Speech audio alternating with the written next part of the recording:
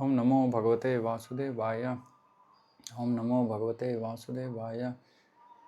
ओम नमो भगवते वासुदेवाय। नारायणं नमस्कृत्य नरं चैव नरोत्तमं देवीं सरस्वतीं व्यासं ततो जयमुदीरयेत्। नष्टप्रायेषु भद्रेषु नित्यं भागवत सेवया भगवती उत्तमश्लोके भक्तिर्भवति नैष्टिकी। ओम अज्ञानतिमिरान्धस्य ज्ञानाञ्जनशलाकया चक्षुरुन्मीलितं येन तस्मै श्रीगुरवे नमः। नमो विष्णुपादाय कृष्णप्रेष्ठाय भूतले श्रीमते भक्तिवेदान्तस्वामिनिति नामिने। नमस्ते सारस्वते देवे गौरवाणी प्रचारिणे निर्विशेषशून्यवादी पाश्चात्यदेशतारिणे। जय श्री कृष्ण चैतन्य प्रभु नित्यानंद श्री अद्वैत गदाधर शिवासादि गौरभक्तवृंद। हरे कृष्ण कृष्ण कृष्ण हरे हरे, हरे राम राम राम हरे हरे।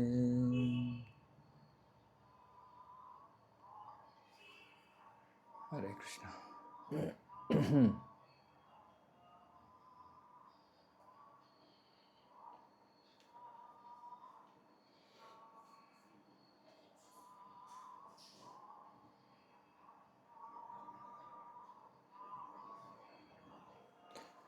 ಓಕೆ, ಸ್ಕಂದ 1 ಅಧ್ಯಾಯ 8 ಶ್ಲೋಕ 19. ಸೊ ಕುಂತಿ ಮಹಾರಾಣಿ ತನ್ನ ಪ್ರಾರ್ಥನೆಗಳನ್ನು ಪ್ರಾರಂಭಿಸಿದಾಳೆ. ನಿನ್ನೆ ನಾವು ಹೇಗೆ ಪಾಂಡವರು ಸಂಪೂರ್ಣವಾಗಿ ಕೃಷ್ಣನ ಮೇಲೆ ಅವಲಂಬಿತರು ಅನ್ನೋದ್ರ ಬಗ್ಗೆ ಚರ್ಚೆ ಮಾಡಿದ್ವಿ. ಮತ್ತು ಕುಂತಿ ಮಹಾರಾಣಿ ತನ್ನ ಜೀವನದಲ್ಲಿ ಆಗಿರೋ ಕಷ್ಟಗಳು ಮತ್ತೆ ಬರಲಿ ಅನ್ನೋ ರೀತಿಯಲ್ಲಿ ಆಮೇಲೆ ಪ್ರಾರ್ಥನೆ ಮಾಡ್ತಾಳೆ. ಇವಾಗ ಪ್ರಾರ್ಥನೆ ಶುರು ಆಗಿದೆ, 1 ಶ್ಲೋಕ ಆಗಿದೆ. ಇವಾಗ 2ನೇದು ಬಹಳ ಪ್ರಸಿದ್ಧವಾದ ಶ್ಲೋಕ ಇದು. ಮಾಯಾಜವನಿಕಾಚ್ಛನ್ನಂ ಅಜ್ಞಾಧೋಕ್ಷಜಮವ್ಯಯಂ ನ ಲಕ್ಷ್ಯಸೆ ಮೂಢದೃಶಾ ನಟೋ ನಾಟ್ಯಧರೋ ಯಥಾ. ಮಾಯಾಜವನಿಕಾಚ್ಛನ್ನಂ, ಮಾಯೆಯ ಜವನಿಕ ಅಂದರೆ ಪರದೆ, ಆಚ್ಛನ್ನಂ ಆವೃತವಾಗಿರುವಂಥದ್ದು. ಅಂದರೆ ನಮ್ಮ ಇಂದ್ರಿಯ ಗ್ರಹಿಕೆಯ ಸೀಮವನ್ನು ಮೀರಿರೋವಂಥವನು ಕೃಷ್ಣ. ಅಂದರೆ ನಮ್ಮ ಇಂದ್ರಿಯ ಗ್ರಹಿಕೆಯನ್ನು ಮೀರಿರೋನು. ನಾವು ನಮ್ಮ ಇಂದ್ರಿಯಗಳಿಂದ ಅವನನ್ನು ಗ್ರಹಿಸೋಕ್ಕಾಗಲ್ಲ. ಅಂತಹ ಕೃಷ್ಣ ಅವನ ಮಾಯಾ ಶಕ್ತಿಯ ಒಂದು ಪರದೆ ಅವನನ್ನು ಆವರಿಸಿರುತ್ತೆ. ಸೊ ಹಾಗಾಗಿ ನಮ್ಮ ಇಂದ್ರಿಯಗಳಿಂದ ನಾವು ಅವನನ್ನು ಗ್ರಹಿಸೋಕ್ಕಾಗೋದಿಲ್ಲ. ಅಲ್ಲದೆ ಮೂರ್ಖರಿಗೆ ಭಗವಂತ ವ್ಯಕ್ತವಾಗೋದಿಲ್ಲ. ಹೇಗೆ ಅಂದರೆ ಇಲ್ಲಿ ಉದಾಹರಣೆ ಕೊಡ್ತಾರೆ. ನಾಟ್ಯಧರೋ ಯಥ.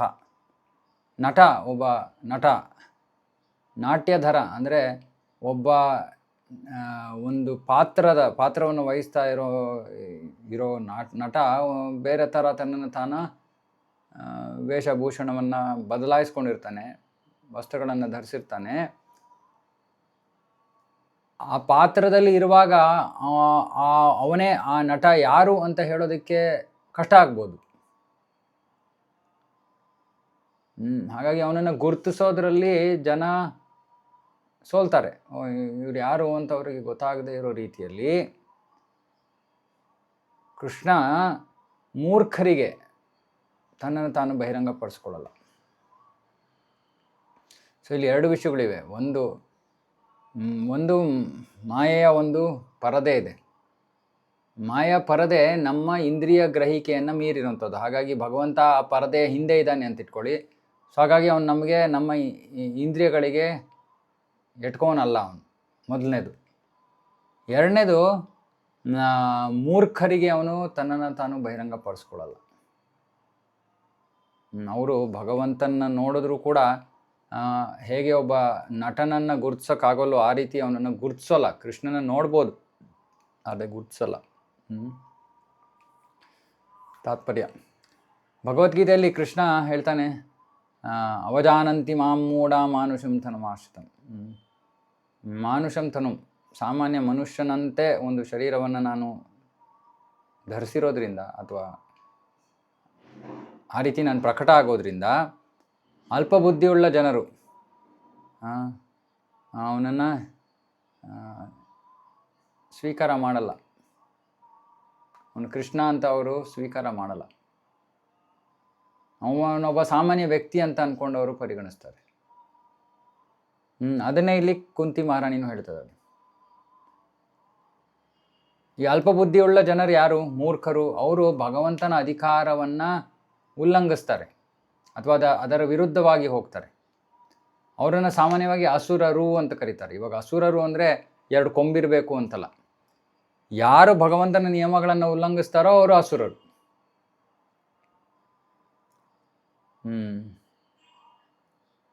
ಭಗವಂತ ರಾಮ, ನರಸಿಂಹ, ವರಾಹ ಇತ್ಯಾದಿ ತನ್ನ ಮೂಲ ರೂಪ ಕೃಷ್ಣ ಈ ರೀತಿ ಅವನು ಪ್ರಕಟ ಆದಾಗ ಅವನು ಸಾಮಾನ್ಯ ಮಾನವರಿಗೆ ಆಗದೇ ಇರುವಂಥ ಅತಿಮಾನುಷ ಕಾರ್ಯಗಳನ್ನು ಮಾಡ್ತಾನೆ.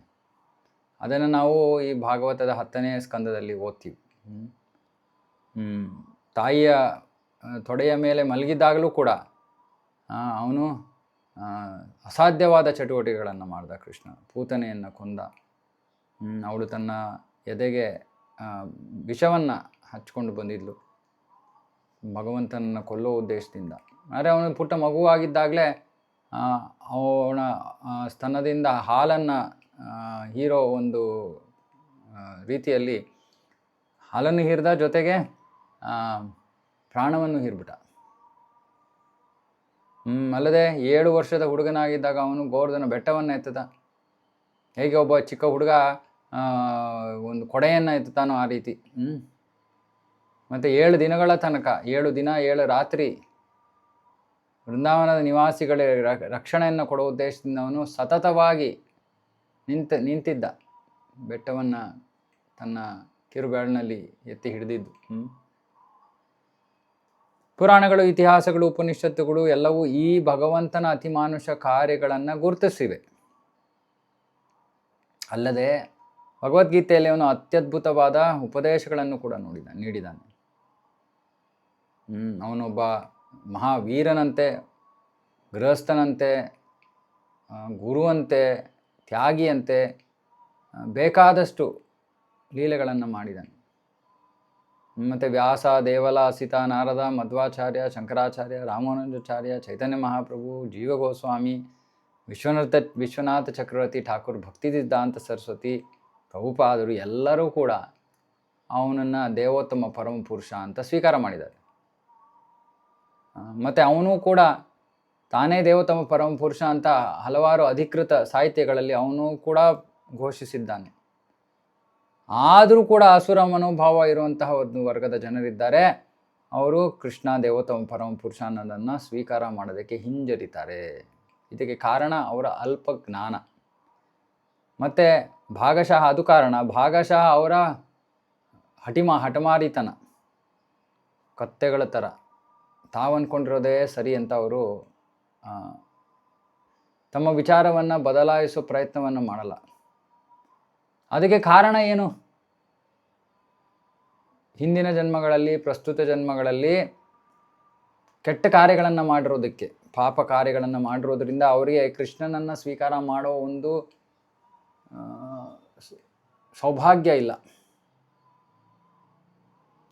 ಅಂಥ ಜನರು ಕೃಷ್ಣ ವೈಯಕ್ತಿಕವಾಗಿ ಭೂಮಿಯ ಮೇಲೆ ಉಪಸ್ಥಿತನಿದ್ದಾಗಲೂ ಕೂಡ ಅವನನ್ನು ಗುರುತಿಸಲಿಲ್ಲ. ಅದಕ್ಕೆ ಇಲ್ಲಿ ಕುಂತಿ ಹೇಳ್ತಿದ್ದಾಳೆ, ಮೂರ್ಖರಿಗೆ ಅವನು ತನ್ನನ್ನು ತಾನು ಬಹಿರಂಗ ಮಾಡಿಕೊಡಲ್ಲ. ಮೂರ್ಖರು ಅನ್ನೋದಕ್ಕಿಂತ ಮೂರ್ಖರು ಎಂಥ ಮೂರ್ಖರು, ಅಸುರರು. ಅಂಥ ಅಸುರರಿಗೆ ಕೃಷ್ಣ ತನ್ನನ್ನು ತಾನು ಬಹಿರಂಗ ಮಾಡ್ಕೊಳ್ಳೋದಿಲ್ಲ. ಇನ್ನೊಂದು ವರ್ಗದ ಜನರಿದ್ದಾರೆ, ಅವರು ಏನೋ ವಿಜ್ಞಾನಿಗಳು. ಈ ಥರ ಅಂದರೆ ನಾವು ನಮ್ಮ ಇಂದ್ರಿಯಗಳಿಂದ ಗ್ರಹಿಸಿದ್ರೇ ನಾವು ಸ್ವೀಕಾರ ಮಾಡೋದು. ಹಾಗಾಗಿ ಅವ್ರು ಹೇಳ್ತಾರೋ, ನಾವು ಭಗವಂತನನ್ನು ನಮ್ಮ ಇಂದ್ರಿಯಗಳಿಂದ ಗ್ರಹಿಸೋಕೆ ಆಗ್ತಾ ಇಲ್ಲ, ಹಾಗಾಗಿ ಅವನಿಲ್ಲ, ಅವನು ನಿರಾಕಾರ ಅಥವಾ ಅವನು ಇಲ್ಲವೇ ಇಲ್ಲ. ನಾಸ್ತಿಕರು ಹೇಳ್ತಾರೆ ಇಲ್ಲವೇ ಇಲ್ಲ ಅಂತಾರೆ. ನಿರಾಕಾರವಾದಿಗಳು ಹೇಳ್ತಾರೆ ಇಲ್ಲ ಮನುಷ್ಯ ರೂಪ ನಮಗೆ ಮಾತ್ರ ಇರೋದು, ಅವನಿಗೆ ಶಕ್ತಿ ಅವನು, ಹಾಗಾಗಿ ಅವನಿಗೆ ಆಕಾರ ಇಲ್ಲ. ವಿಜ್ಞಾನಿಗಳು ಎಲ್ಲಕ್ಕೂ ಎಕ್ಸ್ಪೆರಿಮೆಂಟ್ ಮಾಡಬೇಕು. ಆದರೆ ಈ ಅಪರಿಪೂರ್ಣ ಮಾರ್ಗದಿಂದ, ಅಂದರೆ ಈ ಸಂಶೋಧನೆ ಮಾಡೋ ಮಾರ್ಗದಿಂದ ಪರಮಪುರುಷನನ್ನು ಅರ್ಥ ಮಾಡ್ಕೊಳ್ಳೋಕ್ಕೆ ಆಗೋದಿಲ್ಲ. ಹಾಗಾಗಿ ಅವನು ಅಧೋಕ್ಷಜ, ಅಕ್ಷ ಅಂದರೆ ಕಣ್ಣು, ಅಧೋಕ್ಷಜ ಅಂದರೆ ಕಣ್ಣುಗಳನ್ನು ಮೀರಿರೋಂಥವನು. ನಮಗೆ ಗೊತ್ತು ನಮ್ಮೆಲ್ಲ ಇಂದ್ರಿಯಗಳು ಕೂಡ ಅಪರಿಪೂರ್ಣವಾದವು. ಅಂದರೆ ನಿಜವಾಗ್ಲೂ ನಮಗೆ ಒಂದು ನಿರ್ದಿಷ್ಟ ಭೌತಿಕ ಪರಿಸ್ಥಿತಿಗಳಲ್ಲಿ ಮಾತ್ರ ನಮ್ಮ ಕಣ್ಣು ಕೆಲಸಕ್ಕೆ ಬರುವಂಥದ್ದು ಅಲ್ವಾ. ಇವಾಗ ಇಲ್ಲಿ ಕರೆಂಟ್ ಹೋದರೆ ದೀಪ ಇಲ್ದರೆ ನಮಗೇನು ಕಾಣುತ್ತೆ? ಏನೂ ಕಾಣಲ್ಲ. ಅಷ್ಟೇ ನಮ್ಮ ಸಾಮರ್ಥ್ಯ, ನಮ್ಮ ಕಣ್ಣುಗಳ ಸಾಮರ್ಥ್ಯ. ಮತ್ತು ಭಗವಂತ ಈ ಎಲ್ಲ ಇಂದ್ರಿಯ ಗ್ರಹಿಕೆಯನ್ನ ಮೀರಿರೋವಂಥವನು.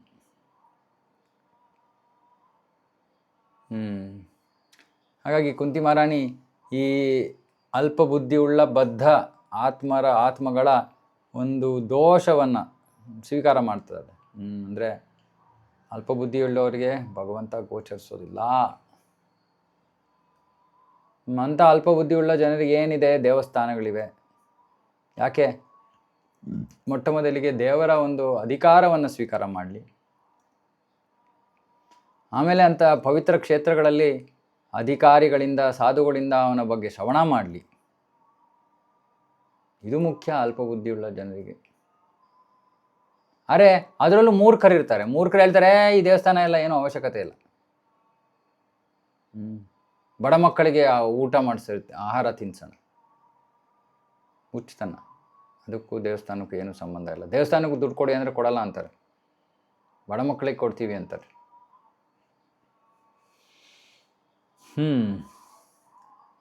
ಅರೆ ಈ ದೇವಸ್ಥಾನಗಳು, ಈ ಜ್ಞಾನದ ಕೇಂದ್ರಗಳು ಇರಲಿಲ್ಲ ಅಂದರೆ ಜನರು ತಮ್ಮ ಅಂಧಕಾರದಲ್ಲೇ ಉಳಿದು ಬಿಡ್ತಾರೆ. ಅವರಿಗೆ ಸಂತೋಷಕ್ಕೆ ಮಾರ್ಗವೇ ಗೊತ್ತಾಗಲ್ಲ. ತಾವು ಯಾರು ಅನ್ನೋ ಒಂದು ಜ್ಞಾನಕ್ಕೆ ಬರೋದಿಲ್ಲ ಅವರು. ಮತ್ತೆ ಅಲ್ಪ ಬುದ್ಧಿಯುಳ್ಳ ಜನರು ಭಗವಂತನ ಮುಂದೆ ತಲೆ ಬಾಗಬೇಕು. ಇದು ಅವರಿಗೆ ಲಾಭದಾಯಕ. ಇದು ಮುಂದುವರೆದ ಭಕ್ತರಿಗೂ ಲಾಭದಾಯಕ. ಆದರೆ ಖಂಡಿತವಾಗಿಯೂ ಅಲ್ಪ ಬುದ್ಧಿಯುಳ್ಳ ಜನರಿಗೆ, ಮೂರ್ಖರಿಗೆ, ಅಸುರರಿಗೆ ಹೇಗಾದರೂ ಮಾಡಿ ಅವರಿಗೆ ದೇವರ ಮುಂದೆ ತಲೆ ಬಾಗಿಸ್ಬೇಕು. ಹಾಗಾಗಿ ದೇವಸ್ಥಾನಗಳು ಇತ್ಯಾದಿ. ಸೊ ಇಲ್ಲಿ ಕುಂತಿ ಮಹಾರಾಣಿ ಹೇಳ್ತಾ ಇದ್ದಾಳೆ, ಕೃಷ್ಣನನ್ನು ಅರ್ಥ ಮಾಡ್ಕೊಳ್ಳೋದು ಅಷ್ಟು ಸುಲಭ ಅಲ್ಲ. ಕೃಷ್ಣ ನಮ್ಮ ಅದಕ್ಕೆ ಶ್ರೀಕೃಷ್ಣ ನಾಮಾದಿ ನ ಭವ್ಯತ್ ಗ್ರಾಹ್ಯಂ ಇಂದ್ರಿಯ. ಗ್ರಾಹ್ಯಂ ಅಂದರೆ ನಮಗೆ ಗ್ರಹಿಸಕ್ಕಾಗಲ್ಲ ಇಂದ್ರಿಯಗಳಿಂದ ಕೃಷ್ಣನ. ಸೇವನ್ಮುಖೇ ಹಿ ಜೀವಾದವು. ನಾಲಿಗೆಯಿಂದ ಪ್ರಾರಂಭವಾಗುವ ಸೇವೆಯಿಂದ ಮಾತ್ರ ನಾವು ಕೃಷ್ಣನ ಅರಿಬೋದು. ಆದರೆ ಮತ್ತೆ ನಾನು ಇದ್ರ ಬಗ್ಗೆ ಹೇಳ್ತಾ ಇರ್ತೀನಿ, ಆ ಸೇವೆ ಅಂದರೆ ಸುಮ್ಮನೆ ಕಾಟಾಚಾರಕ್ಕೆ ಸೇವೆ ಮಾಡಿದ್ರೆ ಏನೂ ಅರಿಯಲ್ಲ ನಾವು. ಭೌತಿಕ ಕಾರ್ಯವಾಗೋಗುತ್ತೆ ಅದು ಒಂದು ರೀತಿಯಲ್ಲಿ. ಸಂಪೂರ್ಣವಾಗಿ ಭೌತಿಕ ಅಲ್ಲ, ಯಾಕಂದರೆ ಕೃಷ್ಣನಿಗೆ ಸಂಬಂಧಿತವಾದದ್ದು. ಆದರೆ ಬಹಳ ಪರಿಣಾಮ ಬೀರೋದಿಲ್ಲ ಅದು ನಮ್ಮ ಮೇಲೆ. ಯಾವಾಗ ನಾವು ಮನಪೂರ್ವಕವಾಗಿ, ಹೃದಯಪೂರ್ವಕವಾಗಿ ಕೃಷ್ಣ ಪ್ರಜ್ಞೆಯಿಂದ ಕೃಷ್ಣನ ಸೇವೆಯಲ್ಲಿ ತೊಡಗ್ತೀವೋ ಆವಾಗ ಕೃಷ್ಣ ತನ್ನನ್ನು ತಾನು ಬಹಿರಂಗಪಡಿಸ್ಕೋತಾನೆ. ಈ ಕ್ಷಣದಲ್ಲಿ ನಮಗೆ ಅವನು ಅಗೋಚರ, ಅಧೋಕ್ಷಜ, ಅವನು ನಮ್ಮ ಗ್ರಹಿಕೆಯನ್ನು ಮೀರಿದಾನೆ. ಆದರೆ ಮುಂದುವರೆದ ಹಂತದಲ್ಲಿ ಅವನು ನಮ್ಮ ಕಣ್ಣಿಗೆ ಕಾಣಿಸ್ಕೋತಾನೆ, ನಮ್ಮ ಇಂದ್ರಿಯಗಳಿಗೆ ಅವನು ಗೋಚರನಾಗ್ತಾನೆ. ಇದು ಪ್ರೇಮದ ಹಂತ. ಆದರೆ ಅಜ್ಞಾನಿಗಳಿಗೆ ಅದು ಸಾಧ್ಯ ಇಲ್ಲ. ಪ್ರಾಮಾಣಿಕ ಭಕ್ತರಿಗೆ, ಯಾರು ಗಂಭೀರವಾಗಿ ಈ ಒಂದು ಪಥದಲ್ಲಿ ತೊಡಗಿದಾರೋ ಅವರಿಗೆ ಮಾತ್ರ ಆ ಪರಿಪೂರ್ಣತೆ ಸಾಧ್ಯ.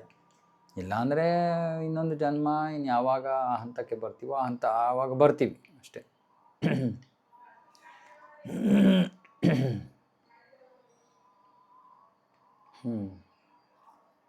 ಶ್ಲೋಕ 20. ತಥಾ ಪರಮಹಂಸಾನಾಂ ಮುನೀನಾಂ ಅಮಲಾತ್ಮನಾಂ ಭಕ್ತಿಯೋಗ ವಿಧಾನಾರ್ಥಂ ಕಥಂ ಪಶ್ಯೇಮ ಹಿ ಸ್ತ್ರೀಯ.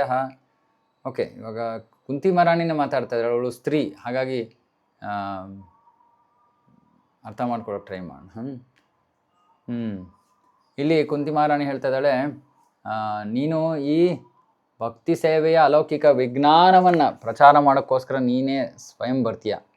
ಯಾರಿಗೆ? ಇದು ಬಹಳ ಮುಂದುವರೆದಿರುವಂತಹ ಲೌಕಿಕವಾದಿಗಳಿಗೆ,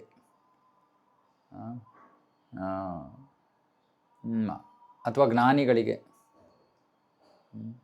ಯಾರು ಜಡ ಮತ್ತು ಚೇತನಗಳ ನಡುವೆ ತಾರತಮ್ಯವನ್ನು ಮಾಡಿ ತಮ್ಮನ್ನು ತಾವು ಪರಿಶುದ್ಧ ಮಾಡಿಕೊಂಡಿದ್ದಾರೋ ಅಂಥವ್ರಿಗೆ, ಅಂದರೆ ಜ್ಞಾನದಲ್ಲಿ ತೊಡಗಿತ್ತು, ಜ್ಞಾನದಿಂದ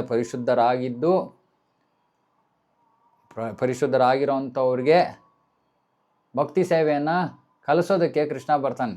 ಬ್ರಹ್ಮಭೂತ ಪ್ರಸನ್ನಾತ್ಮಾನ ಶೋಚತಿನ ಕಾಂಕ್ಷತಿ ಸಮಸ್ಸರ್ವೇಶು ಭೂತೇಶು ಮದ್ಭಕ್ತಿಂ ಲಭತೆ ಪರಾಂ. ಅದಕ್ಕೆ ರಾಗಾನುಗ ಭಕ್ತಿ ಅಂತ ಹೇಳ್ತಾರೆ. ಹಾಗಾಗಿ ಯಾರು ಈ ಜ್ಞಾನದಿಂದ ಪರಿಶುದ್ಧರಾಗಿದ್ದಾರೋ ಅವರಿಗೆ ಭಕ್ತಿ ಸೇವೆಯನ್ನು ಕಲ್ಸಕ್ಕೆ ನೀನು ಬರ್ತೀಯ. ಆದರೆ ಅದು ತುಂಬ ಮುಂದುವರೆದಿರೋಂಥ ಸ್ಥಿತಿ. ಸ್ತ್ರೀಯರು ನಿನ್ನನ್ನು ಹೇಗೆ ಪರಿಪೂರ್ಣವಾಗಿ ಅರ್ಥ ಮಾಡ್ಕೊಳಕ್ಕೆ ಸಾಧ್ಯ? ಇವಾಗ ಸ್ತ್ರೀಯರ ಪ್ರಶ್ನೆ ಯಾಕೆ ಬಂತು? ಎರಡು ಕಾರಣ. ಒಂದು ಕಾರಣ ಅಂತಲೇ ಹೇಳ್ಬೋದು. ಯಾಕಂದರೆ ಇಲ್ಲಿ ಜ್ಞಾನಿಗಳ ಬಗ್ಗೆ ಮಾತಾಡ್ತಾ ಇದ್ದಾರೆ. ಹಿಂದಿನ ವೈದಿಕ ಸಂಸ್ಕೃತಿಯಲ್ಲಿ, ವೈದಿಕ ನಾಗರಿಕತೆಯಲ್ಲಿ ಸ್ತ್ರೀಯರಿಗೆ ಈ ಎಲ್ಲ ಯೋಗದ ಮಾರ್ಗಗಳನ್ನು ನೇರವಾಗಿ, ಉದಾಹರಣೆಗೆ ಜ್ಞಾನಿ ಅಂದರೆ ಸಾಮಾನ್ಯವಾಗಿ ಅವನು ಸನ್ಯಾಸಿ, ಈ ಎಲ್ಲ ಸ್ಥಾನಗಳು ಸ್ತ್ರೀಯರಿಗೆ ಇಲ್ಲ. ಇವಾಗ ಇದೊಂದು ದೊಡ್ಡ ವಿವಾದದ ಪ್ರಶ್ನೆ. ಇವತ್ತು ಎಲ್ಲ ಸಮಾನ ಹಕ್ಕಿಗಾಗಿ ಎಲ್ಲ ಹೋರಾಡ್ತಾ ಇರುವಂತಹ ಕಾಲದಲ್ಲಿ ನಾವು ಜನರಿಗೆ ಹೋಗಿ ಸ್ತ್ರೀಯರ ಸ್ಥಾನ ಕೆಳಮಟ್ಟದ್ದಲ್ಲ, ಬೇರೆ, ಇದೊಂದು ದೊಡ್ಡ ಅಪಾರ್ಥ ಮಾಡ್ಕೋತಾರೆ ಸಾಮಾನ್ಯವಾಗಿ ಇದನ್ನು ಚರ್ಚೆ ಮಾಡ್ತಿರೋ. ಸ್ತ್ರೀಯರ ಕೆಳಮಟ್ಟದಲ್ಲಿ ಯಾಕೆ ಇಳಿಸ್ತಾ ಇದ್ದೀರ? ಸ್ತ್ರೀಯರು ಕೆಳಮಟ್ಟದಲ್ಲಿಲ್ಲ, ಆದರೆ ಶಾಸ್ತ್ರ ಹೇಳುತ್ತೆ ಅವ್ರಿಗೆ ಅಲ್ಪ ಬುದ್ಧಿ ಇದೆ ಅಂತ. ಇವಾಗ ಇದಕ್ಕೆ ಕುಂತಿ ಮಹಾರಾಣಿ ಇಲ್ಲಿ ಹೋರಾಡ್ತಾ ಇಲ್ಲ, ಸ್ತ್ರೀಯರಿಗೆ ನಮಗೆ ಹಕ್ಕು ಕೊಡಿ ಅಂತ ಹೋರಾಡ್ತಾ ಇಲ್ಲ. ಅವಳು ಕೇಳ್ತಾ ಇದ್ದಾಳೆ, ಇವಾಗ ಸ್ತ್ರೀಯರು ಹೇಗೆ ನಿನ್ನನ್ನು ಅರ್ಥ ಮಾಡ್ಕೊಳ್ಳೋದು? ಸೊ ಇದು ಮುಖ್ಯವಾದದ್ದು, ಇದನ್ನು ನಾವು ಅರ್ಥ ಮಾಡ್ಕೋಬೇಕು. ಇವಾಗ ಸ್ತ್ರೀಯರು ಅಂತ ಹೇಳಿದ ತಕ್ಷಣ ನಮಗೆ ಕಲಿಯುಗದ ಜನರಿಗೆ ಏನು ಇದು ಹೇಗೆ ಅನ್ವಯವಾಗುತ್ತೆ? ಸ್ತ್ರೀಯೋ ವೈಶ್ಯೋ ತಥಾ ಶೂದ್ರ ತೇಪಿ ಯಾಂತಿ ಪರಾಂಗತಿ. ಸ್ತ್ರೀಯರು, ವೈಶ್ಯರು ಮತ್ತು ಶೂದ್ರರು ಇವರೆಲ್ಲರೂ ಒಂದೇ ಆಧ್ಯಾತ್ಮಿಕವಾಗಿ ಒಂದೇ ಗುಣಮಟ್ಟ, ಒಂದೇ ಲೆವೆಲ್ಲು. ಸ್ತ್ರೀಯರು, ವೈಶ್ಯರು, ಶೂದ್ರರು. ಬರೀ ಬ್ರಾಹ್ಮಣರು, ಕ್ಷತ್ರಿಯರು ಮಾತ್ರ ಉನ್ನತ ವರ್ಗದವರು ಅಷ್ಟೇ ಸಮಾಜದಲ್ಲಿ. ಮಿಕ್ಕಿದವರೆಲ್ಲ ವೈಶ್ಯರು, ಶೂದ್ರರು ಮತ್ತು ಸ್ತ್ರೀಯರು ಎಲ್ಲರನ್ನೂ ಒಂದು ಗ್ರೂಪಲ್ಲಿ ಹಾಕಿದ್ದಾರೆ. ಇವಾಗ ಇದನ್ನು ಸ್ವಲ್ಪ ನಾವು ಅರ್ಥ ಮಾಡ್ಕೋಬೇಕು. ಇವಾಗ ಕಲವು ಶೂದ್ರ ಸಂಭವ ಅಂತಾರೆ. ಕಲಿಯುಗ ಶೂದ್ರರಿಂದ ತುಂಬಿದೆ ಅಂತ. ಹಾಗಾಗಿ ಕಲಿಯುಗದಲ್ಲಿ ವಿಶೇಷವಾಗಿ ನಾವು ಇವಾಗ ಈ ಯುಗದಲ್ಲಿ ನಾವು ತಾನೇ ಸಮಾನತೆಯನ್ನು ಕೇಳ್ತಾ ಇದ್ದೀವಿ. ಯಾಕಂದರೆ ಹಿಂದಿನ ಯುಗದಲ್ಲಿ ಯಾರೂ ಸಮಾನತೆ ಕೇಳಲಿಲ್ಲ, ಸ್ತ್ರೀಯರ ಸಮಾನತೆಯನ್ನು ಕೇಳಲಿಲ್ಲ. ಯಾಕಂದರೆ ಅವ್ರಿಗೆ ತಮ್ಮ ಪಾತ್ರ ಏನು ಸಮಾಜದಲ್ಲಿ ಅನ್ನೋದು ಅವ್ರಿಗೆ ಗೊತ್ತಿತ್ತು. ಹಾಗಾಗಿ ಅವರು ತಮ್ಮ ಕರ್ತವ್ಯಗಳನ್ನು ಮಾಡ್ಕೋತಾ ಇದ್ರು, ಯಾರು ಹೇಳಬೇಕಾಗಿರಲಿಲ್ಲ. ಆದರೆ ಇವತ್ತು ನಮಗೆ ಸಮಸ್ಯೆ ಆಗಿದೆ. ಸ್ತ್ರೀಯರಿಗೆ ತಮ್ಮ ಕರ್ತವ್ಯ ಏನು ಅಂತ ಗೊತ್ತಿಲ್ಲದೆ ಬೇರೆಯವ್ರ ಕರ್ತವ್ಯಗಳನ್ನು ಮಾಡೋದ್ರಲ್ಲಿ ತೊಡಗಿದ್ದಾರೆ. ಹಾಗಾಗಿ ಎಲ್ಲ ಪ್ರಶ್ನೆಗಳು ಬರುತ್ತೆ. ಆದರೆ ಕಲಿಯುಗಕ್ಕೋಸ್ಕರನೇ ಶಾಸ್ತ್ರ ಹೇಳ್ತದೆ ಕಲವು ಶೂದ್ರ ಸಂಭವ. ಕಲಿಯುಗದಲ್ಲಿ ಪುರುಷರು ಕೂಡ ಶೂದ್ರರೇ, ಯಾರು ಉನ್ನತ ವರ್ಗದ ಜನರೇ ಇಲ್ಲ. ಹಾಗಾಗಿ ಪುರುಷರಾಗಲಿ ಸ್ತ್ರೀಯರಿಗಾಗಲಿ ಎಲ್ಲರಿಗೂ ಕೂಡ ಅಲೌಕಿಕ ಅಥವಾ ಆಧ್ಯಾತ್ಮಿಕ ಜ್ಞಾನಕ್ಕೆ ಸಂಬಂಧಿತವಾಗಿ ಅಲ್ಪ ಬುದ್ಧಿ ಉಳ್ಳವರೇ ಅವರು. ಸೊ ಇದನ್ನು ನಾವು ಅರ್ಥ ಮಾಡ್ಕೋಬೇಕು. ಎರಡನೇ ಕಾರಣ, ಸ್ತ್ರೀಯರನ್ನು ಸಾಮಾನ್ಯವಾಗಿ ಅಲ್ಪ ಬುದ್ಧಿ ಉಳ್ಳವರು ಅಂತ ಶಾಸ್ತ್ರ ಹೇಳೋದಕ್ಕೆ ಕಾರಣ, ಸ್ತ್ರೀಯರು ಸ್ವಲ್ಪ ಭಾವುಕರು, ಸೆಂಟಿಮೆಂಟಲ್ ಅಂತಾರೆ. ಅಂದರೆ ಅವರಿಗೆ ಗಂಡಸರಿಗೆ ತರ್ಕ ಬೇಕು, ಹೆಂಗಸರಿಗೆ ಭಾವನೆ ಬೇಕು. ಹೇಳ್ತಾರೆ, ಹೆಂಗಸರು ಮಾತಾಡ್ತಿರುವಾಗ ಪರಿಹಾರ ಕೊಡಬೇಡಿ, ಸುಮ್ಮನೆ ಶ್ರವಣ ಮಾಡಿ, ಅಷ್ಟೇ ಬೇಕಾಗಿರೋದು ಅವ್ರಿಗೆ ಯಾವ ಪರಿಹಾರನೂ ಬೇಕಾಗಿಲ್ಲ. ಪರಿಹಾರ ಇದ್ರೂ ಓಕೆ, ಇಲ್ಲದೇ ಇದ್ರೂ ಓಕೆ, ಶ್ರವಣ ಮಾಡಬೇಕಷ್ಟೇ. ನಾನು ಹೇಳ್ತಾ ಇರೋದು ಯಾರೋ ಕೇಳ್ತಾ ಇದ್ದಾರೆ ಅಂದರೆ ಸಾಕು. ಅಂದರೆ ಇದು ಸೆಂಟಿಮೆಂಟ್ ಇದು. ಅರೆ ಗಂಡಸರು ಯಾವಾಗಲೂ ತರ್ಕ, ಪರಿಹಾರ ಇದರಲ್ಲೇ ಮುಳುಗಿರ್ತಾರೆ. ಹಾಗಾಗಿ ಹೆಂಗಸರನ್ನು ಮಾತಾಡೋಕ್ಕೆ ಶುರು ಮಾಡಿದ ತಕ್ಷಣ ಸೊಲ್ಯೂಷನ್ ಕೊಡೋಕ್ಕೆ ಶುರು ಮಾಡ್ತಾರೆ. ಯಾವಾಗ ಅವ್ರಿಗೆ ಹೆಂಗಸ್ರಿಗೆ ಇಷ್ಟ ಆಗಲ್ಲ, ನಾನು ಹೇಳೋದಕ್ಕೆ ಕೇಳಿ ಸ್ವಲ್ಪ, ನೀವು ಕೇಳೋದು ಇಂಪಾರ್ಟೆಂಟು, ಪರಿಹಾರ ಅಲ್ಲ. ಸೊ ಹೀಗೆ ಆ ಸ್ತ್ರೀ ಶರೀರ, ಮತ್ತು ಇದನ್ನು ನಾನು ಮತ್ತೆ ಹೇಳ್ತಾ ಇರ್ತೀನಿ, ನಾವೆಲ್ಲರೂ ಆತ್ಮಗಳು. ಕೆಲ ಆತ್ಮಗಳು ಈ ಜನ್ಮದಲ್ಲಿ ಕಾರಣಾಂತರಗಳಿಂದ ಸ್ತ್ರೀ ಶರೀರವನ್ನು ಪಡ್ಕೊಂಡಿವೆ. ಕೆಲವು ಪುರುಷ ಶರೀರವನ್ನು ಪಡ್ಕೊಂಡಿದ್ದಾರೆ. ಪುರುಷ ಶರೀರದಲ್ಲಿರೋರು ಹಿಂದಿನ ಜನ್ಮದಲ್ಲಿ ಸ್ತ್ರೀ ಶರೀರ ಹೊಂದಿದ್ದಿರ್ಬೋದು, ಅಥವಾ ಇವತ್ತು ಸ್ತ್ರೀ ಶರೀರದಲ್ಲಿರೋರು ಹಿಂದಿನ ಜನ್ಮದಲ್ಲಿ ಪುರುಷ ಶರೀರಗಳನ್ನು ಹೊಂದಿರ್ಬೋದು. ಹಾಗಾಗಿ ಇದು ಯಾವುದು ನಮಗೆ ಶಾಶ್ವತವಾದದ್ದಲ್ಲ, ಇವೆಲ್ಲ ಉಪಾಧಿ. ಸರ್ವೋಪಾಧಿ ವಿನಿರ್ಮುಕ್ತಂ ತತ್ಪರತ್ವೇನ ನಿರ್ಮಲಂ. ಮುಖ್ಯವಾಗಿ ಯಾರೇ ಪುರುಷ ಆಗಲಿ ಸ್ತ್ರೀ ಆಗಲಿ ಎಲ್ಲರೂ ಭಕ್ತಿಯಲ್ಲಿ ತೊಡಗಬೇಕು. ಆದರೆ ಭಗವಂತನ ಒಂದು ಈ ಭೌತಿಕ ಜಗತ್ತಿನ ಸೃಷ್ಟಿಗೆ ಸಂಬಂಧಿತವಾಗಿ ಅವನು ಆ ಸ್ತ್ರೀ ದೇಹವನ್ನು ಆಧ್ಯಾತ್ಮಿಕತೆಗೆ ಅನುಕೂಲ ಮಾಡಿಕೊಡೋಕ್ಕೆ ಬದಲು ಅದು ಕುಟುಂಬ ಜೀವನಕ್ಕೆ ಅನುಕೂಲ ಮಾಡಿಕೊಟ್ಟಿದ್ದಾನೆ. ಹಾಗಾಗಿ ಸ್ತ್ರೀಯಿಂದ ವಿಸ್ತರಣೆ ಆಗೋದು. ಸ್ತ್ರೀ ಅಂದರೆ ವಿಸ್ತರಣೆ. ಪುರುಷ ಒಬ್ಬ ಇರ್ತಾನೆ, ಆಮೇಲೆ ಮದುವೆ ಆದಮೇಲೆ ಸ್ತ್ರೀ ಆದಮೇಲೆ ಇಬ್ಬರಾದ್ಮೇಲೆ 3, 4, ಇದು ವಿಸ್ತರಣೆ. ಈ ವಿಸ್ತರಣೆ ಕಾರ್ಯ ವಿಸ್ತರಣೆಗೆ ಸಂಬಂಧಿತವಾದ ಎಲ್ಲ ಸೇವೆ ಸ್ತ್ರೀದು. ಅದು ಭಗವಂತನ ಸೃಷ್ಟಿ. ನಾವು ಉದ್ದೇಶದಿಂದ ಮಾಡಿದ್ದಾನೆ. ನಾವು ಅದು ಉದ್ದೇಶದಿಂದ ಸ್ವೀಕಾರ ಮಾಡದೇ ಇದ್ದಾಗ ಏನಾಗುತ್ತೆ, ಸಂತೋಷ ಅನ್ನೋದು ಇರೋದಿಲ್ಲ ಜೀವನದಲ್ಲಿ. ಹೋದ ವಾರ ನಾನು ಯಾರೋ ಒಬ್ಬರು ಭಕ್ತರ ಹತ್ರ ಮಾತಾಡ್ತಾ ಇದ್ದೆ. ಹೀಗೆ ಅವರು ಕೆಲಸ ಮಾಡ್ತಾ ಇದ್ದಾರೆ, ಸ್ತ್ರೀಯರು. ಆದರೆ ಬಹಳ ಒತ್ತಡ ಆಫೀಸಲ್ಲಿ ಅಂತ ಚರ್ಚೆ ಮಾಡ್ತಾಯಿದ್ರು. ನಾನು ಕೇಳಿದೆ, ನಿಮಗೆ ನಿಜವಾಗ್ಲೂ ಕೆಲಸ ಮಾಡೋಕ್ಕೆ ಅವಶ್ಯಕತೆ ಇದೆಯಾ ಮಾತಾಜಿ? ಮನೆಯಲ್ಲಿ ಯಜಮಾನರು ಕೆಲಸ ಮಾಡ್ತಾ ಇದ್ದಾರೆ, ಒಂದು ಸಂಬಳದಲ್ಲಿ ಮನೆ ಆಗುತ್ತೆ, ಏನೂ ಸಮಸ್ಯೆ ಇಲ್ಲ ಅಂದರೆ ಯೋಚನೆ ಮಾಡಿ ಗಂಭೀರವಾಗಿ. ಯಾಕೆ ಆಫೀಸ್ಗೆ ಹೋಗಬೇಕು? ಯಾಕೆ ಇಷ್ಟೊಂದು ಒತ್ತಡ ತೊಗೋಬೇಕು? ಹೋಗಲಿ, ನಿಮ್ಮ ಮಕ್ಕಳಿಗೆ ನಿಮಗೆ ಸಮಯ ಕೊಡೋದಕ್ಕೆ ಇದೆಯಾ? ಸಮಯ ಕೊಡ್ತಾ ಇದ್ದೀರಾ? ಸಾಧ್ಯ ಇಲ್ಲ. ಮಕ್ಕಳಿಗೆ ತೃಪ್ತಿ ಆಗೋದೇ ಇಲ್ಲ. ತಾಯಿ ಬೇಕು. ಹೀಗೆ ಇರೋ ವಿಷಯವನ್ನು ಬಿಟ್ಟು ನಾವು ಬೇರೆ ವಿಷಯಗಳಲ್ಲಿ ತೊಡಗ್ತಾ ಇದ್ದೀವಿ. ಸೊ ಇವತ್ತಿನ ಸಮಾಜ. ಇಲ್ಲಿ ಹೇಳ್ತಾ ಇರೋದೇನೆಂದರೆ, ಈ ವರ್ಗದವರು, ಅಲ್ಪ ಬುದ್ಧಿ ಉಳ್ಳವರು, ಅವರು ನಿನ್ನನ್ನು ಹೇಗೆ ಪರಿಪೂರ್ಣವಾಗಿ ಅರ್ಥ ಮಾಡ್ಕೊಳ್ಳೋಕೆ ಮಾರ್ಗ ಏನು? ಯಾಕಂದರೆ ನೀನು ಈ ಭಕ್ತಿ ಸೇವೆಯನ್ನು ದೊಡ್ಡ ದೊಡ್ಡ ಜ್ಞಾನಿಗಳಿಗೆ ಕೊಡೋಕ್ಕೆ ಬರ್ತಾ ಇದೆಯಾ. ನಾವೆಲ್ಲ ಜ್ಞಾನಿಗಳಲ್ಲ. ಸೊ ನಾವು ಹೇಗೆ ತಿಳ್ಕೊಳ್ಳೋದು ನಿನ್ನನ್ನು?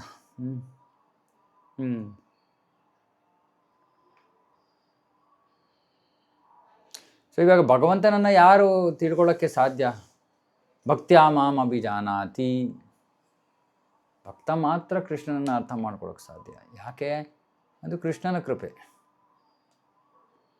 ಇಲ್ಲಾಂದರೆ ಜ್ಞಾನಿಗಳು ನೈತಿ ನೈತಿ ನೈತಿ ನೈತಿ ಇದೆಲ್ಲ ಅಂತ ಲಕ್ಷಾಂತರ ಕೋಟ್ಯಾಂತರ ವರ್ಷ ಹುಡುಕ್ತಾನೇ ಇರ್ಬೋದು, ಆದರೆ ಅವರಿಗೆ ಕೃಷ್ಣ ಅರ್ಥ ಆಗಲ್ಲ. ಅಚಿಂತ್ಯ ಕೃಷ್ಣ. ಹಾಗಾಗಿ ಕುಂತಿ ಮಹಾರಾಣಿ ಒಬ್ಬ ಮುಗ್ಧ ಸ್ತ್ರೀಯ ಪಾತ್ರವನ್ನು ವಹಿಸ್ತಾ ಹೇಳ್ತಾ ಇದ್ದಾಳೆ, ನಮ್ಗೆ ಹೇಗೆ ನಿಮ್ಮನ್ನು ಅರ್ಥ ಮಾಡ್ಕೊಳಕ್ಕಾಗತ್ತೆ? ಇಲ್ಲಿ ಪ್ರಭುಪಾದರು ಬರೀತಾರೆ, ಸ್ತ್ರೀಯರು ಸಾಮಾನ್ಯವಾಗಿ ತತ್ವಜ್ಞಾನಿಗಳಂತೆ ಊಹಾಪೋಹ ಮಾಡೋಕ್ಕಾಗಲ್ಲ. ಅಂದರೆ ಜ್ಞಾನಿಗಳ ಥರ ಅವರು ವ್ಯವಹರಿಸೋಕ್ಕಾಗಲ್ಲ. ಆದರೆ ಅವರು ಭಗವಂತನ ಅನುಗ್ರಹವನ್ನು ಪಡೆದಿದ್ದಾರೆ. ಯಾಕೆಂದರೆ ಒಮ್ಮೆಲೆ ಭಗವಂತನ ಸರ್ವಶಕ್ತತೆ, ಭಗವಂತನ ಸ್ಥಾನವನ್ನು ಕೇಳಿದ ತಕ್ಷಣ ಅವರು ಅದನ್ನು ನಂಬಿಬಿಡ್ತಾರೆ, ಸ್ವೀಕಾರ ಮಾಡಿಬಿಡ್ತಾರೆ. ಮತ್ತು ಯಾವ ಹಿಂಜರಿಕೆ ಇಲ್ಲದೆ ಪ್ರಣಾಮಗಳನ್ನು ಅರ್ಪಿಸ್ತಾರೆ. ಹಾಗಾಗಿ ಆ ಒಂದು ಸರಳ ಸ್ವಭಾವ, ಭಗವಂತನಿಗೆ ಸಂಬಂಧಿತವಾಗಿ ಇರುವಂಥ ಈ ಸರಳ ನೇರ ಸ್ವಭಾವದಿಂದಾಗಿ ಅವರು ಭಗವಂತನ ಅನುಗ್ರಹವನ್ನು ಪಡ್ಕೊಂಡಿದ್ದಾರೆ. ಹಾಗಾಗಿ ದೊಡ್ಡ ತತ್ವಜ್ಞಾನಿಗಳಾಗೋ ಅವಶ್ಯಕತೆ ಇಲ್ಲ. ಭಗವಂತ ಕೇವಲ ಒಬ್ಬ ಮಹಾ ತತ್ವಜ್ಞಾನಿಗೆ ಮಾತ್ರ ಕೃಪೆಯನ್ನು ಕೊಡ್ತಾನೆ ಅಂತಲ್ಲ. ಅವನಿಗೆ ಆ ಉದ್ದೇಶದ ಪ್ರಾಮಾಣಿಕತೆ ಗೊತ್ತು. ಪ್ರಾಮಾಣಿಕವಾಗಿ ನಾವು ಪ್ರಯತ್ನ ಮಾಡ್ತಾ ಇದ್ದಾರೆ, ಅದಕ್ಕೆ ಭಗವಂತ ದಾರಿ ತೋರಿಸ್ತಾನೆ. ಹಾಗಾಗಿ ಇಲ್ಲಿ ಪ್ರಭುಪಾದರು ಬರಿತಾ ಇದ್ದಾರೆ, ಸಾಮಾನ್ಯವಾಗಿ ಧಾರ್ಮಿಕ ಕಾರ್ಯಕ್ರಮಗಳಲ್ಲಿ ಸ್ತ್ರೀಯರ ಸಂಖ್ಯೆ ಹೆಚ್ಚಿರುತ್ತೆ. ಇದು ಪ್ರತಿಯೊಂದು ಇಸ್ಕಾನ್ ದೇವಸ್ಥಾನದಲ್ಲೂ ಇದನ್ನು ನೋಡ್ಬೋದು. ಬಹಳ ಕಡಿಮೆ ಜಾಗಗಳಲ್ಲಿ ಪುರುಷರ ಸಂಖ್ಯೆ ಹೆಚ್ಚು. ಎಲ್ಲಿ ಜಾಸ್ತಿ ಬ್ರಹ್ಮಚಾರಿಗಳಿದ್ದಾಗ ಮಾತ್ರ ಅದಾಗತ್ತೆ. ಇಲ್ಲಾಂದರೆ ಹೆಚ್ಚು ಕಡಿಮೆ ಎಲ್ಲ ಕಡೆ ಸ್ತ್ರೀಯರ ಸಂಖ್ಯೆನೇ ಹೆಚ್ಚು. ಮತ್ತು ವಿಶೇಷವಾಗಿ ನಾನು ನಮ್ಮ ಈ ಹುಲಿಮಾವು ಕೇಂದ್ರದಲ್ಲಿ ಹೇಳ್ತಾ ಇರ್ತೀನಿ, ನಮ್ಮದು ಸ್ತ್ರೀ ಶಕ್ತಿ ಅಂತ.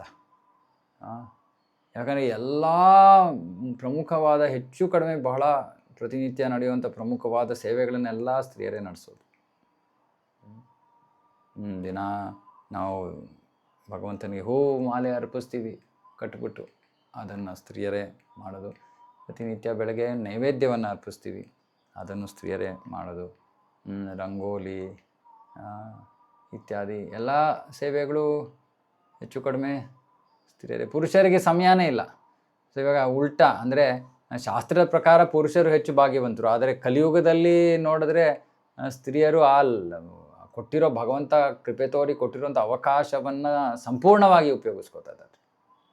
ಭಾಳ ಸಂತೋಷ. ಬರೀ ಅಂಥ ಸೇವೆಗಳಲ್ಲ, ಪುಸ್ತಕ ವಿತರಣೆ, ದಾನ ಕಲೆಕ್ಟ್ ಮಾಡೋಕ್ಕೆ ಹೋಗ್ತಾರೆ ನಮ್ಮ ಭಕ್ತರು.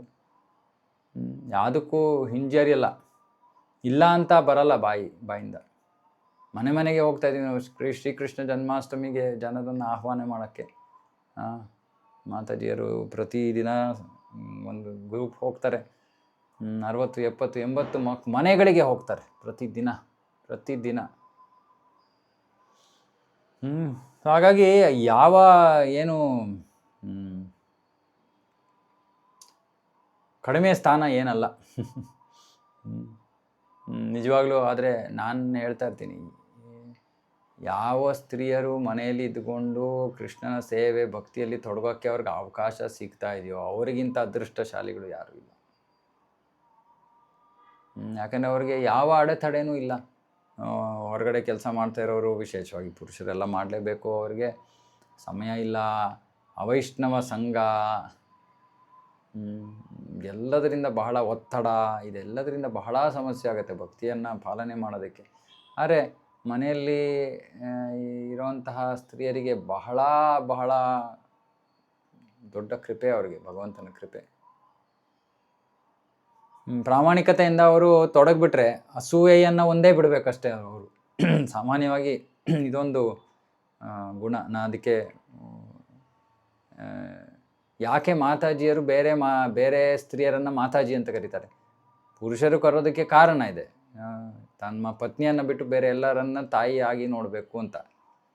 ಆದರೆ ಸ್ತ್ರೀಯರಿಗೆ ಯಾಕೆ ಅದು?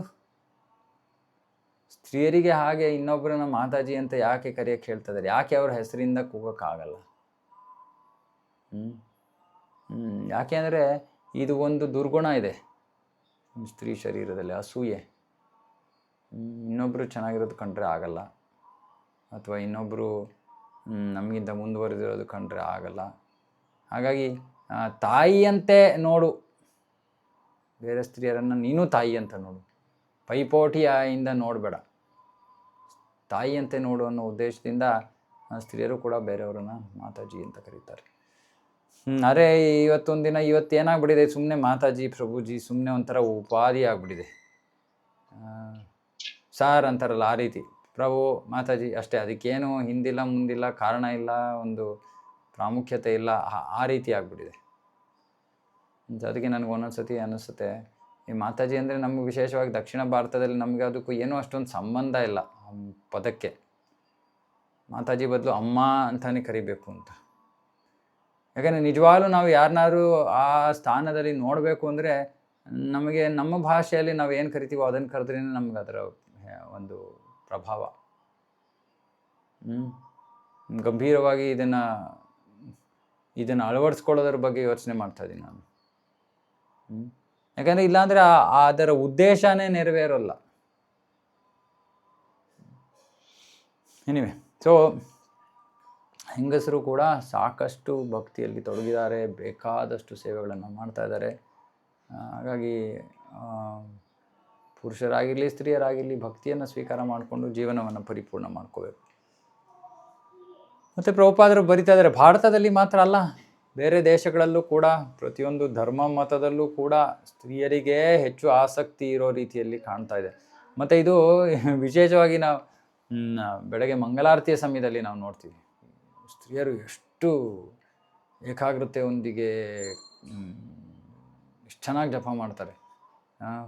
ಪುರುಷರು ತುಕ್ಕಡಿಸ್ತಾ ಇರ್ತಾರೆ, ಸ್ತ್ರೀಯರು ತುಕ್ಕಡಿಸ್ತಾರೆ, ಬಟ್ ತುಂಬ ಕಡಿಮೆ, ಒಂದು 20ರಲ್ಲಿ ಒಬ್ಬರು ಆ ರೀತಿ. ಆದರೆ ಪುರುಷರಲ್ಲಿ 10ರಲ್ಲಿ 5 ಜನ ತೂಕಡಿಸ್ತಾರೆ, ಅಥವಾ ಇನ್ನೂ ಜಾಸ್ತಿನೇ, ಒಂದಿಬ್ಬರು ಎಚ್ಚರವಾಗಿದ್ದರೆ ಸರಿ ಸಂಪೂರ್ಣವಾಗಿ. ಯಾಕೆ ಕೆಲಸ ಕಾರ್ಯಗಳು, ಬರೋದು ಲೇಟು, ಮೀಟಿಂಗು, ಹಾಳು ಮೂಳು, ಸುಸ್ತಾಗಿದೆ, ದಿನ ಇಡೀ ಓಡಾಡಿ ಭಾಳ ಕಷ್ಟ. ಆದರೆ ಸ್ತ್ರೀಯರು ಆ ರೀತಿ ಓಡಾಡಿದ್ರೂ ಕೂಡ ಅದ್ಭುತವಾಗಿ ಕೂತ್ಕೊಂಡು ಜಪವನ್ನು ಮಾಡೋದನ್ನು ನಾನು ನೋಡಿದ್ದೀನಿ. ಅಂದರೆ ಇದು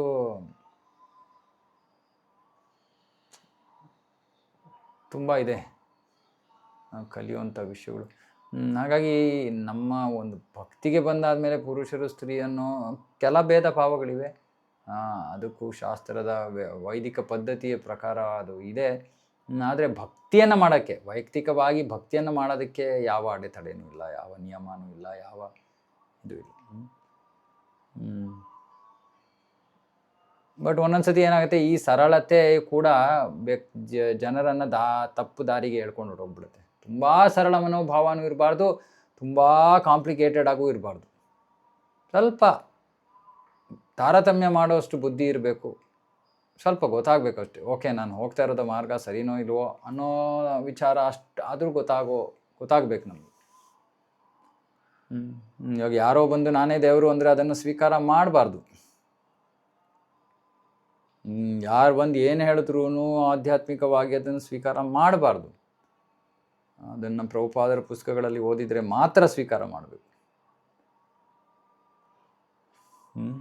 ಅರೆ ಇನ್ನೊಂದು ರೀತಿಯಲ್ಲಿ ಯಾರಿಗೆ ಈ ದೇವರ ಒಂದು ಸ್ಥಾನವನ್ನು ಸ್ವೀಕಾರ ಮಾಡೋ ಸರಳತೆ ಇಲ್ವೋ ಅವರು ಸುಮ್ಮನೆ ಅಪ್ರಾಮಾಣಿಕವಾಗಿ ಧರ್ಮದ ಆಚರಣೆಯಲ್ಲಿ ತೊಡಗ್ತಾರೆ. ಇವಾಗ ಉದಾಹರಣೆಗೆ ಗಣೇಶ ಹಬ್ಬ ಇದೆಲ್ಲ ಆಚರಣೆಗಳನ್ನು ಮಾಡ್ತಾರಲ್ಲ, ಅಧಾರ್ಮಿಕ ಅಪ್ರಾಮಾಣಿಕ ಧಾರ್ಮಿಕ, ಅಪ್ರಾಮಾಣಿಕ ಅದರಲ್ಲಿ ಏನೂ ಪ್ರಾಮಾಣಿಕತೆ ಇಲ್ಲ. ಸುಮ್ಮನೆ ಏನಕ್ಕೋ ದುಡ್ಡು ಸಂಗ್ರಹ ಮಾಡೋದಕ್ಕೋ ಇನ್ನೊಂದಕ್ಕೋ ಮತ್ತೊಂದಕ್ಕೋ ಅಂತ ಮಾಡ್ತಾರೆ. ಅದಕ್ಕಿಂತ ಸರಳ ಹೃದಯದಿಂದ ಭಗವಂತನನ್ನು ಸ್ವೀಕಾರ ಮಾಡೋದು ಬಹಳ ಉತ್ಕೃಷ್ಟವಾದ ಗುಣ. ಸೊ ಹಾಗಾಗಿ ಕುಂತಿ ಮಹಾರಾಣಿ ಕೇಳ್ತಾರೆ, ಸರಿ ಅವ್ರಿಗೆಲ್ಲ ನೀನು ಕಲ್ಸೋಕೆ ಬಂದೆ, ನಾವು ಹೆಂಗೆ ನಿನ್ನನ್ನು ಅರ್ಥ ಮಾಡ್ಕೊಳ್ಳೋದು? ಕೃಷ್ಣಾಯ ವಾಸುದೇವಾಯ ದೇವಕೀ ನಂದನಾಯ ಚ ನಂದ ಗೋಪಕುಮಾರಾಯ ಗೋವಿಂದಾಯ ನಮೋ ನಮಃ. ಬಹಳ ಪ್ರಸಿದ್ಧವಾದ ಶ್ಲೋಕ. ಕೃಷ್ಣಾಯ ವಾಸುದೇವಾಯ ನಮೋ ನಮಃ. ನಮನಗಳನ್ನು ಅರ್ಪಿಸ್ತಾ ಇದ್ದಾಳೆ ಕುಂತಿ ಮಹಾರಾಣಿ. ಕೃಷ್ಣನನ್ನು ಬೇರೆ ಬೇರೆ ರೀತಿಯಲ್ಲಿ ಸಂಬೋಧಿಸಿ, ವಾಸುದೇವಾಯ ವಸುದೇವನ ಪುತ್ರ, ದೇವಕೀ ನಂದನಾಯ ದೇವಕಿಗೆ ಆನಂದವನ್ನು ನೀಡೋನು, ನಂದ ಗೋಪಕುಮಾರಾಯ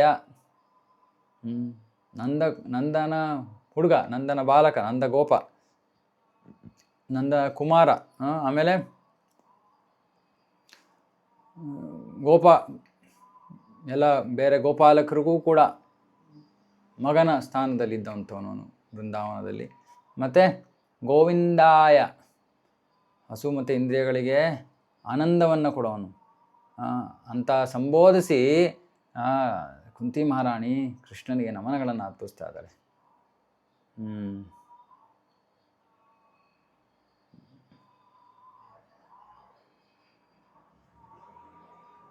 ಕುಂತಿ ಮಹಾರಾಣಿಯಲ್ಲಿ ವಿಶೇಷವಾಗಿ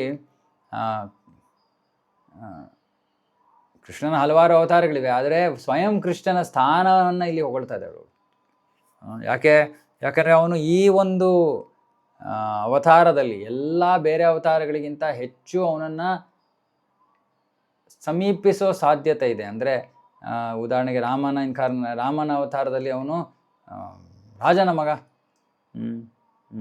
ಆದರೆ ಇಲ್ಲಿ ಕೃಷ್ಣ ಗೋಪಾಲಕನ ಮಗ. ರಾಜನ ಮಗನಾಗಿದ್ದ, ಆದರೆ ಒಮ್ಮೆಲೆ ಅವನು ದೇವಕಿ ವಸುದೇವರನ್ನು ಬಿಟ್ಟು ಯಶೋಧ ಮಯ್ಯ ಹತ್ರ ಬಂದುಬಿಡ್ತಾನೆ ಬೃಂದಾವನಕ್ಕೆ, ವ್ರಜಭೂಮಿಗೆ.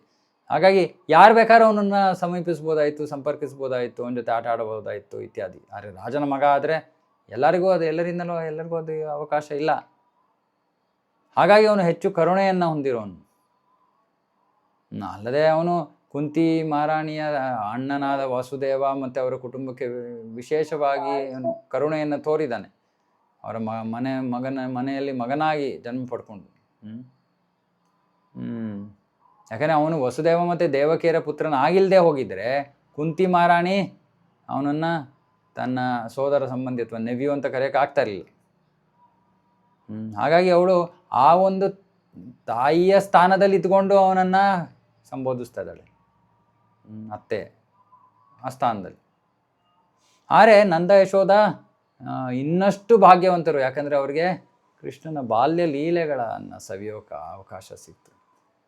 ಯಾಕೆಂದರೆ ಕೃಷ್ಣನ ಬೇರೆ ಎಲ್ಲ ಲೀಲೆಗಳಿಗಿಂತ ಬಾಲ್ಯ ಲೀಲೆಗಳು ಹೆಚ್ಚು ಮಧುರವಾದವು, ಹೆಚ್ಚು ಆಕರ್ಷಕವಾದವು.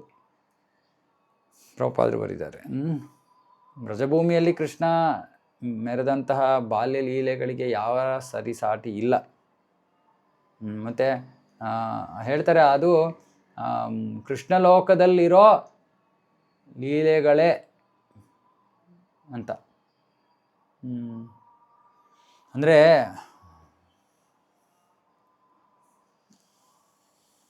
ವ್ಯಕ್ತ ಅವ್ಯಕ್ತ ಎರಡು ಲೀಲೆ ಇದೆ ಕೃಷ್ಣಂದು. ವ್ಯಕ್ತ ಲೀಲೆ ಅಂದರೆ ಇಲ್ಲಿ ಭೂಮಿ ಮೇಲೆ ಭೋಮ ವೃಂದಾವನಕ್ಕೆ ಕೃಷ್ಣ ಬಂದಾಗ ನಡೆಸುವಂಥ ಲೀಲೆಗಳು, ಮತ್ತು ಪ್ರಕಟ ಲೀಲೆ, ಅಪ್ರಕಟ ಲೀಲೆ. ಅಪ್ರಕಟ ಲೀಲೆ ಅಂದರೆ ಗೋಲೋಕ ವೃಂದಾವನದಲ್ಲಿ ನಡೆಯುವಂಥ ಲೀಲೆಗಳು. ಇವೆರಡೂ ಲೀಲೆಗಳು ಒಂದೇ, ಆದರೂ ಸ್ವಲ್ಪ ವ್ಯತ್ಯಾಸಗಳಿರುತ್ತೆ. ಅರೆ ಒಂದೇ. ಸೊ ಹಾಗಾಗಿ ಆ ಲೀಲೆಗಳನ್ನು ತೋರಿಸೋ ಉದ್ದೇಶದಿಂದ ಅವನು ತಕ್ಷಣ ಮಥುರೆಯಿಂದ ಬ್ರಜಭೂಮಿಗೆ ಬಂದ್ಬಿಟ್ಟ.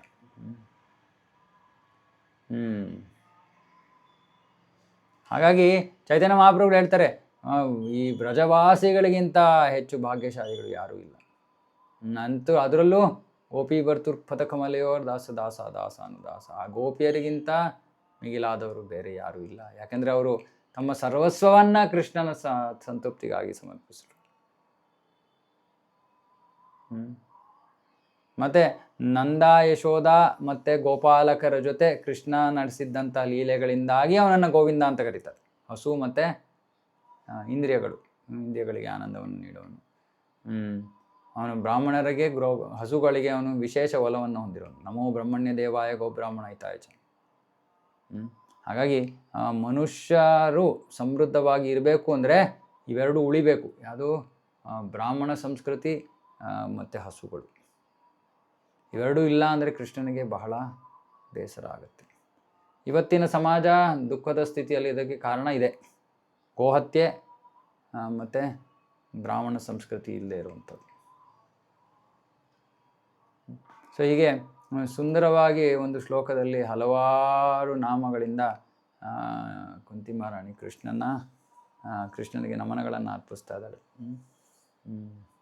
ಪ್ರಭುಪಾದರು ಭಗವದ್ಗೀತೆಯಲ್ಲಿ ಬರೀತಾರೆ, ಕೃಷ್ಣನಿಗೆ ಹಲವಾರು ಬಾರಿ ಅಂದರೆ ಅವನನ್ನು ತನ್ನ ಭಕ್ತರ ಸಂಬಂಧಿತವಾಗಿ ಅವನನ್ನು ಸಂಬೋಧಿಸಿದಾಗ ಅವನಿಗೆ ಹೆಚ್ಚು ಆನಂದ ಆಗುತ್ತೆ ಅಂತ. ಅಂದರೆ ಪಾರ್ಥಸಾರಥಿ, ಯಶೋಧಾನಂದನ, ನಂದನಂದನ, ದೇವಕೀ ನಂದನ, ಹೀಗೆ ಎನಿವೆ. ಸೊ ಓಕೆ, ಸೊ ಇವತ್ತಿಗೆ ಇಲ್ಲೇ ನಿಲ್ಲಿಸೋಣ. ಏನಾದ್ರು ಪ್ರಶ್ನೆಗಳಿದ್ದರೆ ಕೇಳಿ. ಹರೇ ಕೃಷ್ಣ.